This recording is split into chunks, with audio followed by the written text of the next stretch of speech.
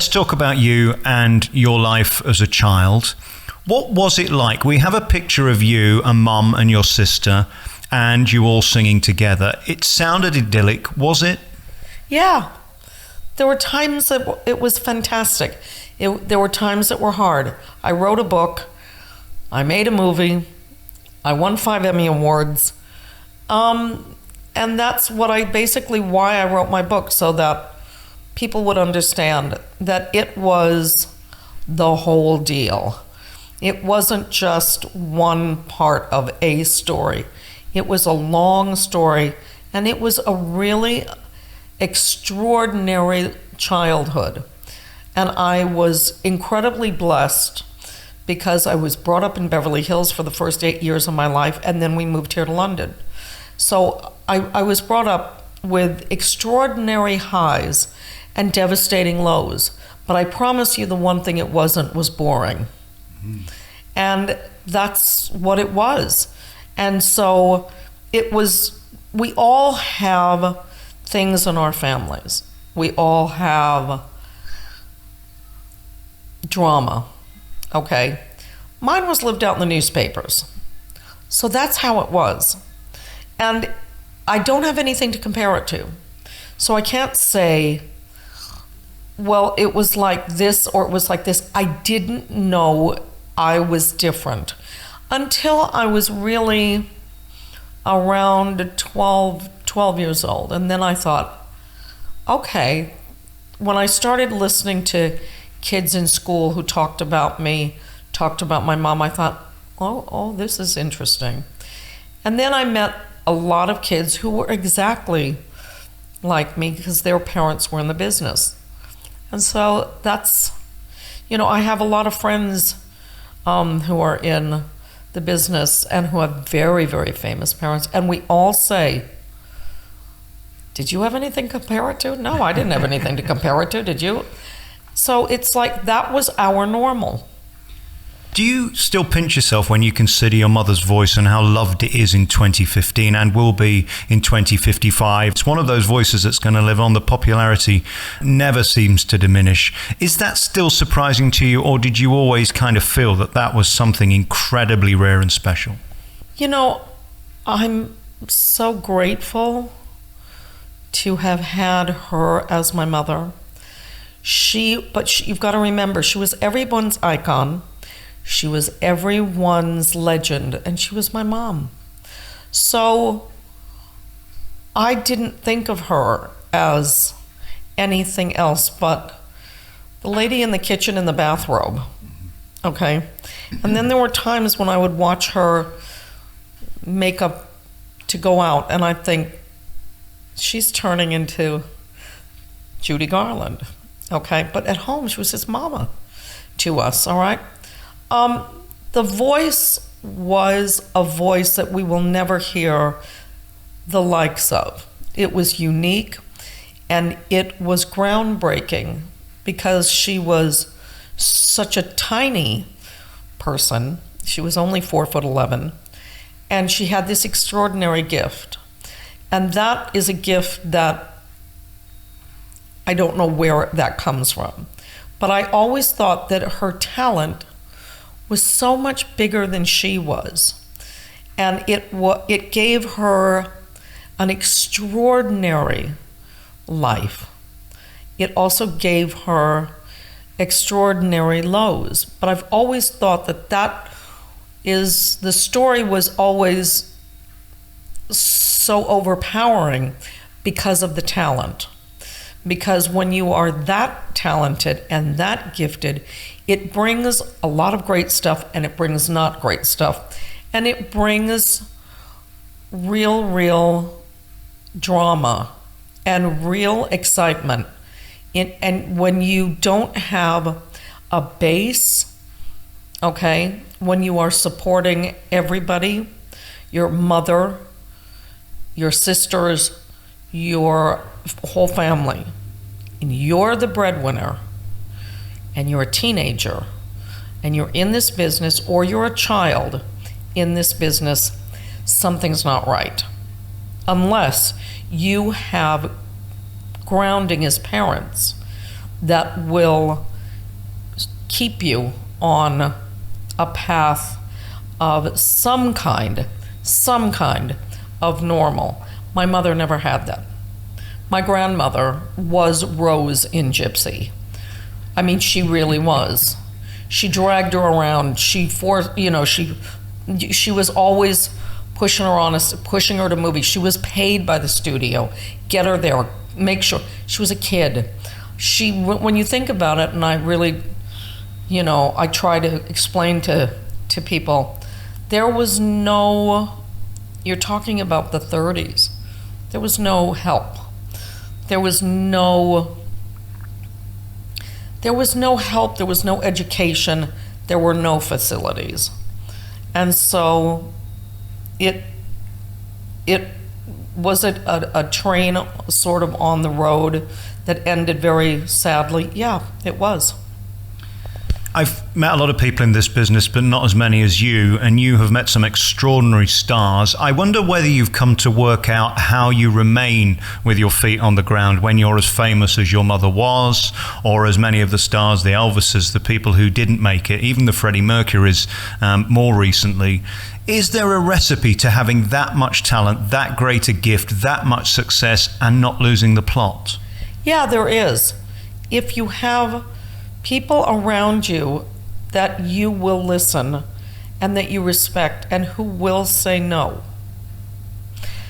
But when you are a child and you have that kind of fame, that's when it becomes, especially when your parents are on the payroll, that's when it becomes difficult. When you are an adult, nobody twists your arm and said, please go into show business. They don't. That is your decision. And once you are in this, and once you decide, that's your decision.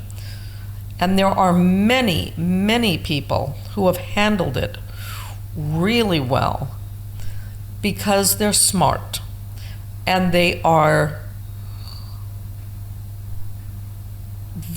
incredibly,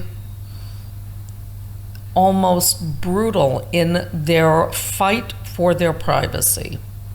And those are the people I respect.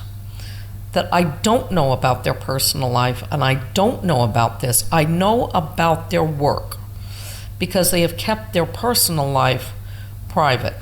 You can do it. It takes a lot, but you can do it. What I find the new odd, and because of where I come from and how I was brought up, the whole strange the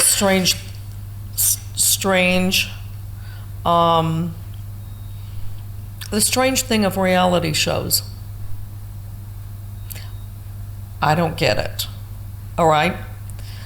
I do get it financially. I really get it, okay? But I would rather have a root canal without anesthesia than have a camera in my house 24/7. I don't get it. But that's me, all right? I would never, ever, ever want that. I would find that to be horrendous.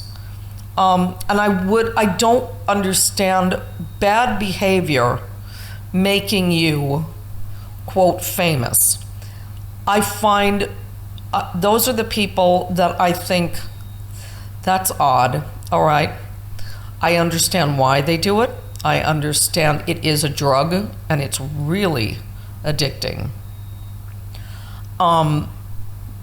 But I would never, ever, ever want that. I love the fact that I can strip off makeup, go through M&S, Tesco's, Sainsbury, and today Primark, and honey, nobody knows. Okay, that's great.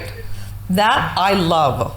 But to have a circus, that I don't want to, I was, it was circus-like growing up. I don't want that.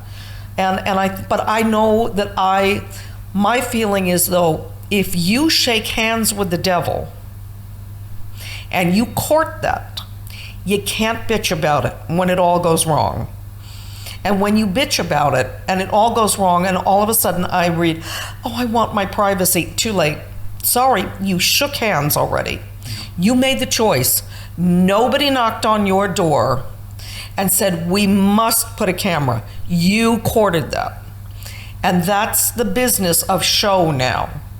And so you can control everything. You can control your life. You can control your privacy.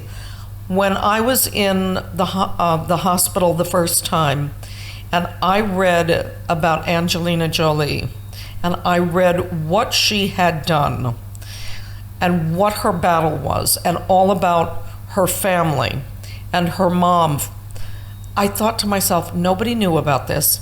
She did this with respect to her family, her husband, her children, and she let the news out when she wanted to.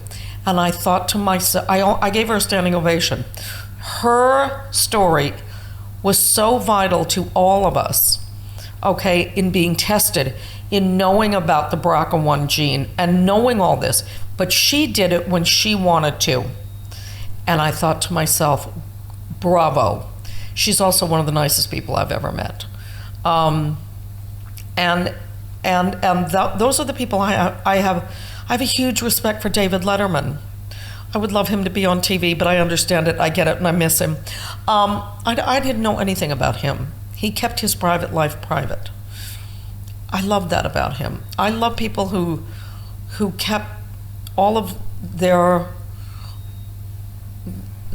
personal things to themselves and in their family. Howard Stern once asked him, why don't you do interviews? He said, I'm on TV 5 hours a week. I don't need to do interviews. There's nothing else to say. David Letterman. He makes a very good point. Enough is enough, but that doesn't fit in with the culture where everybody needs to tweet every last thought. I don't understand tweeting. I don't get why people need to know what you're doing. I'm sitting at Starbucks. I don't care. Okay? I don't care where you are. Okay? Unless you're sitting there making a film and saying, I am promoting this film, record, album, show, whatever, then I get it. But sitting, I'm having coffee, I don't care. I'm not going to read that.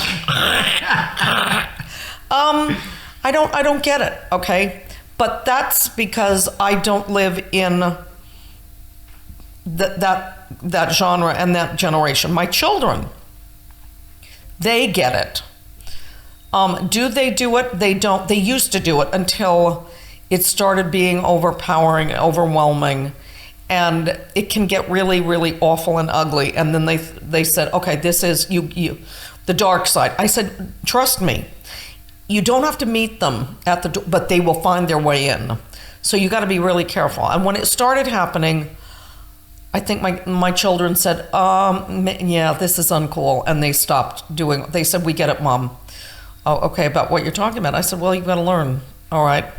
And I've got a 15-month-old granddaughter, and I just think to myself, what's her future?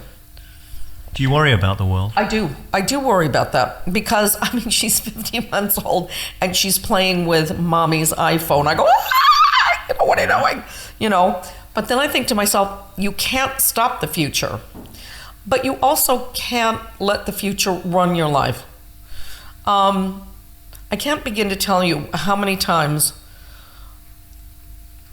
and now I didn't know what to do about it, but now I know what to do about it.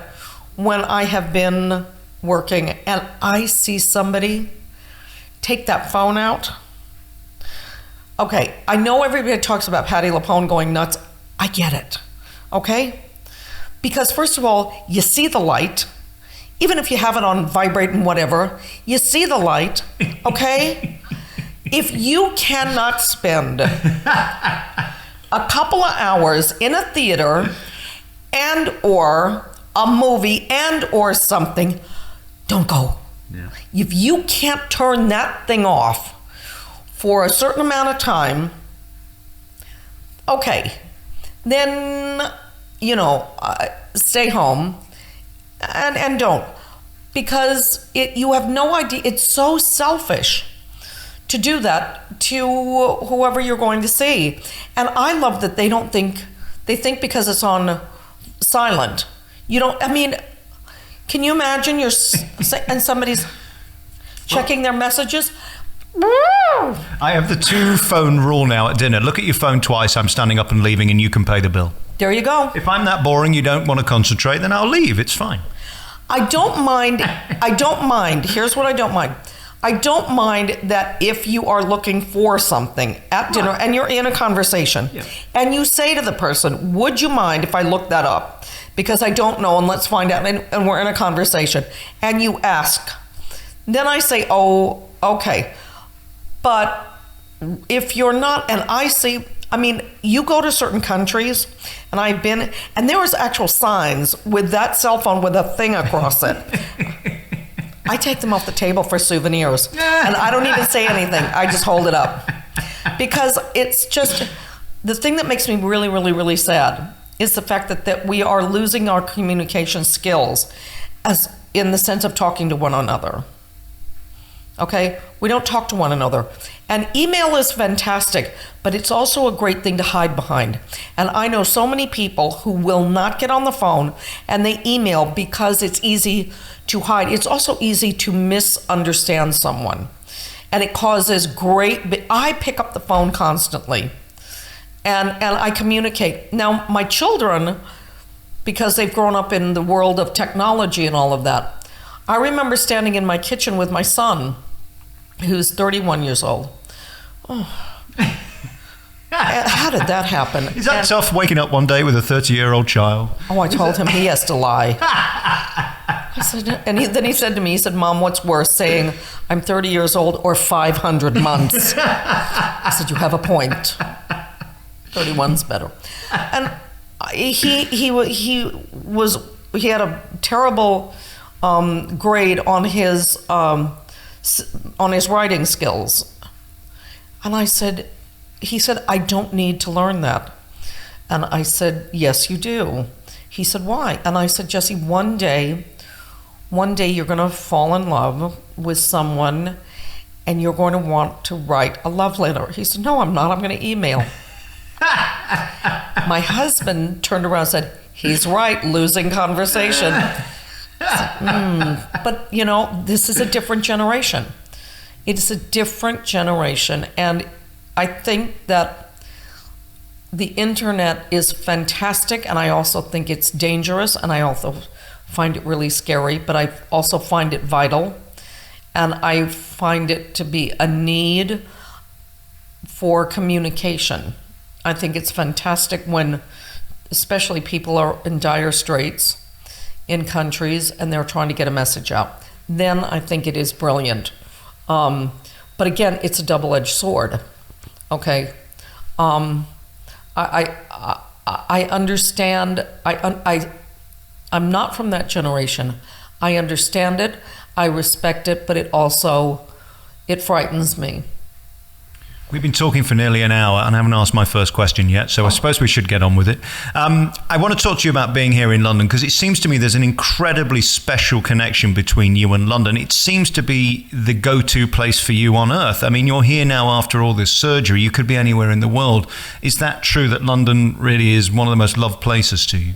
I grew up over here, so it's like coming home. I love London. I love England. And again, I know that London is not England. It's true. Yeah. Okay, it's like saying, "Oh, I love America. What do you like? New York? What?" Okay, but I've traveled. I've been to places in England I bet you haven't been to, and I've traveled all up and down Great Britain, and I understand this country. I respect it. I love it. They have been extraordinarily kind to me. And when I am offered the opportunity to come and work here, why not? I suppose you've defined yourself mostly as a musical theatre star, although you've done many things. There aren't many who have done publishing and TV and film and theatre and stage in your own shows. It's a unique career you've had. Is musical theatre your natural home? Is that something you feel absolutely is the place for you and you fit best? I feel comfortable when I'm getting paid. Okay? You do know you're not getting paid today, don't you? Really? You didn't get the memo. I sent it by email. Oh, you tweeted. I did. Yeah. Yeah, didn't get it. No. I have to say that with a joke and being honest, because when you are doing a job, all right, and some people always say, "Oh, I'm doing this just for the art." Well, that's a millionaire, okay, who says that. All right. But I consider myself a working actor, all right? And actors, we sometimes live paycheck to paycheck because we don't have the luxury of knowing when our next gig is going to be. So I'm always very, very respectful and grateful to be working because I know there are a lot of great talented people and they can't get a job right now. So I understand that. So if I am doing a television show, if I'm doing theater, if I am doing clubs, if I'm doing concerts, if I'm doing a stage show, that's where I feel comfortable. I feel comfortable in what I am doing and I think about accepting the job. Okay, I think about, can I give this 110%? And there have been times where I've been offered theater pieces and I think, no, I just don't think I can do that. And I have said to my agent and or my manager, I don't feel that I can give this 110%. All right, and you have to be smart in choosing what you want to do. And some people have the mentality of do everything. I don't. I maybe I felt like that in my 20s, but I don't feel that way now. I think you have to be careful. I think you have to be smart. And you have to not look at it from a viewpoint of it's a challenge, because you may not meet the challenge. If you think to yourself, all right, this is challenging and I can do this. Is it scary? Yes.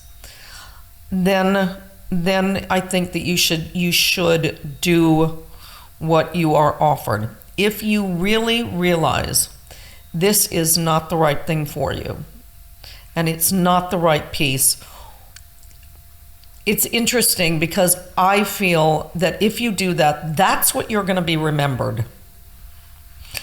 And I remember I had an audition and I went to see the show that I was auditioning for. I had no business in this show. And I called up my agent at intermission. I said, cancel this audition. He said, are you nuts? I said, no.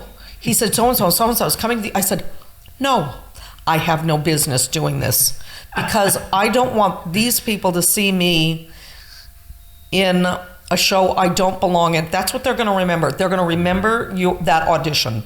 They're not going, and that's what I've learned.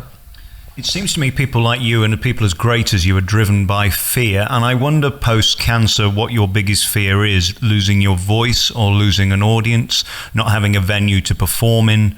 What are your fears at this point, or have they all gone away? I don't really think about my fears anymore because I can't control my fear, okay? Fear can make you do some great things and it also can ruin you.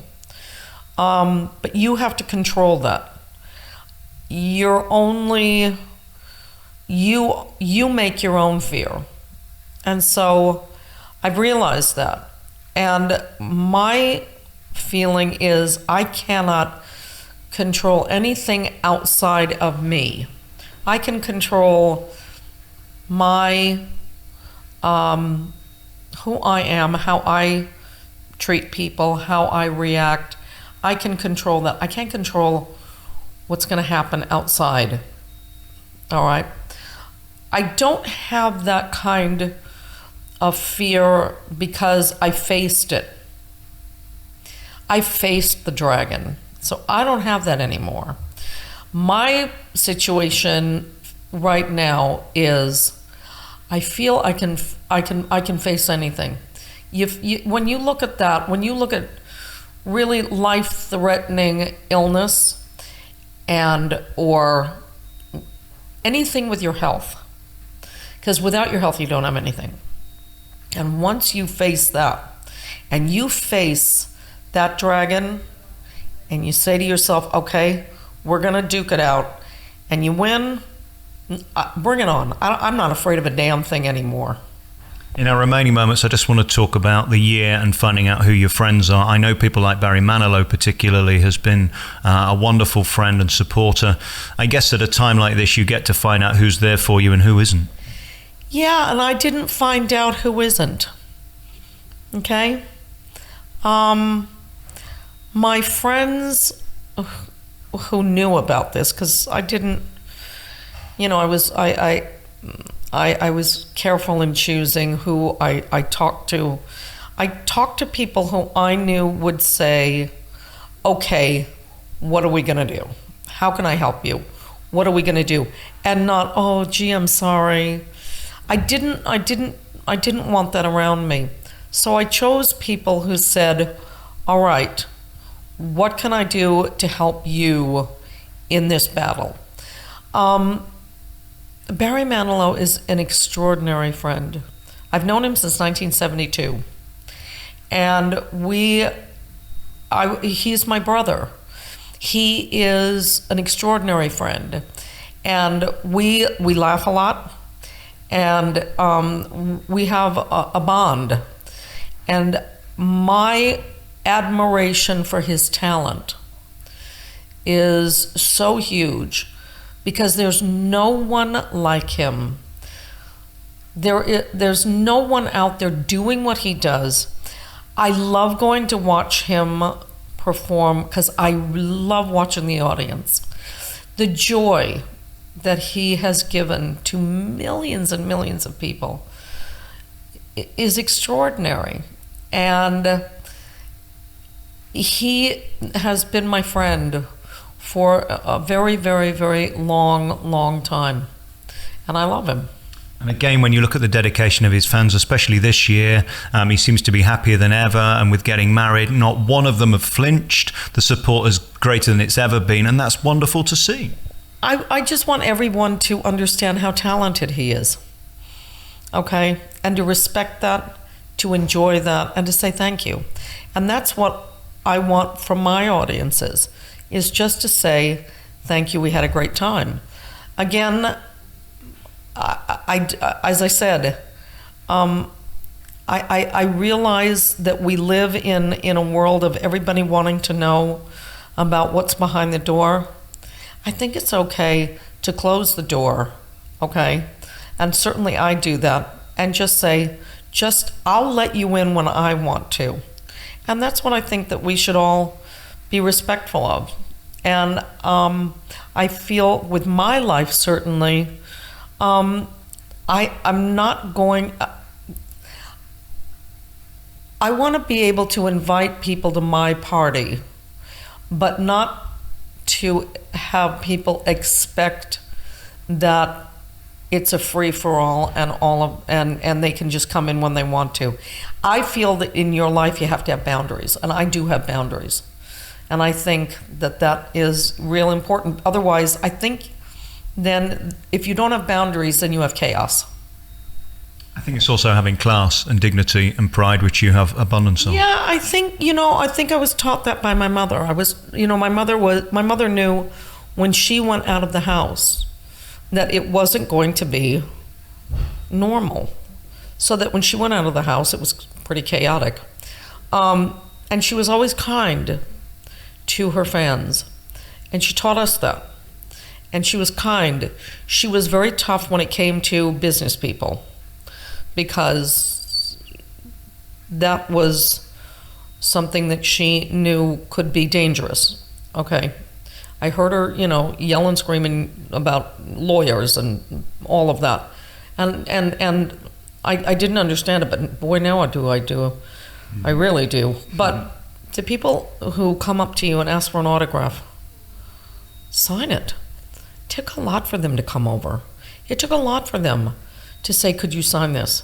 I only asked for one person's autograph, and it was Richard Burton.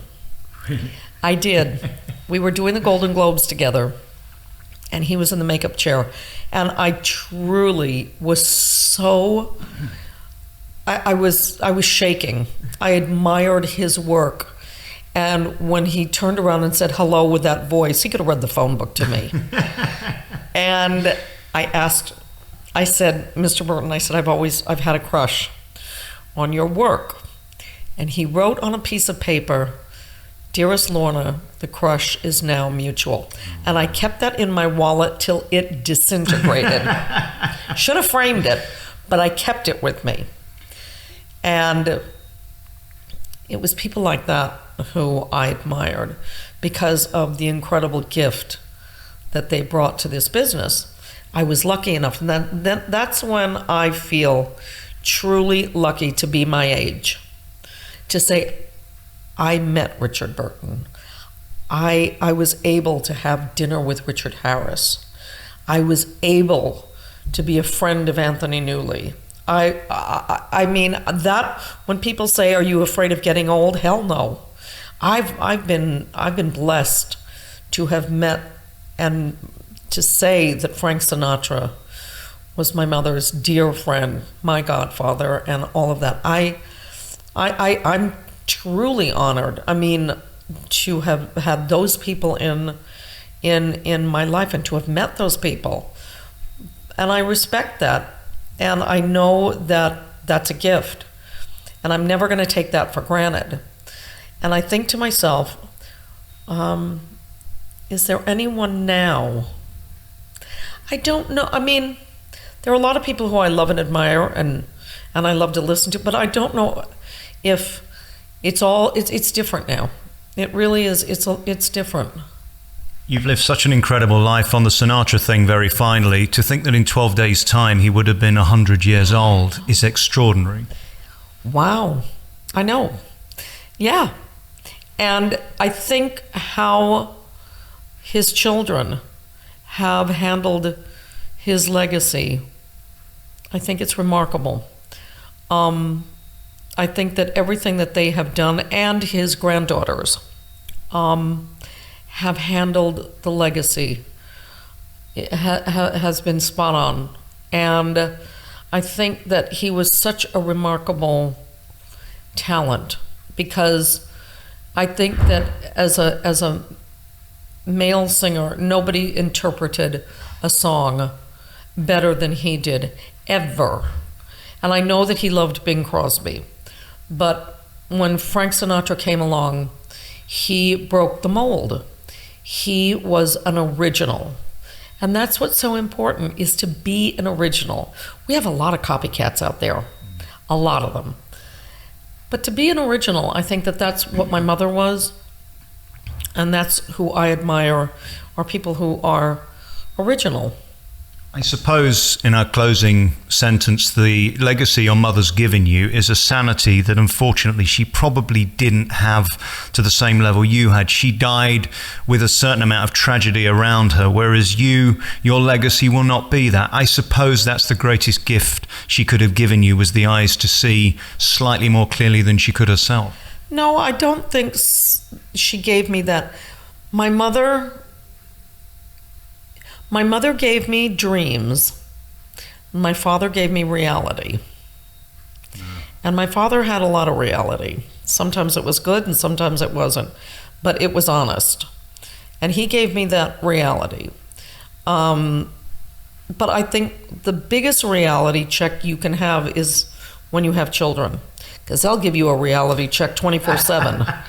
And you can't pull anything with them. And that has been truly my reality, because there have been times where my kids, especially my daughter, will look at me and just say, really? Really? And I think, no, huh? No, huh? And that is because they don't care what you're doing. I always say they're still going to want pancakes in the morning. And so that is the reality check. And everything else is a gift. Everything else, if you are in show business and you are working, that is a gift, and you should be grateful. And whenever I hear somebody moaning about being in show business, I want to slap them. This is a gift. Be grateful, because, honey, you can be on that whatever happened to list in a heartbeat. So realize how grateful you are, and realize that this is every day comes once in a lifetime. I guess so. Not everybody's blessed with your incredible talent. You brought such joy to so many people, and I want to thank you for the time. I've loved talking to you, and I could talk to you for another 3 hours.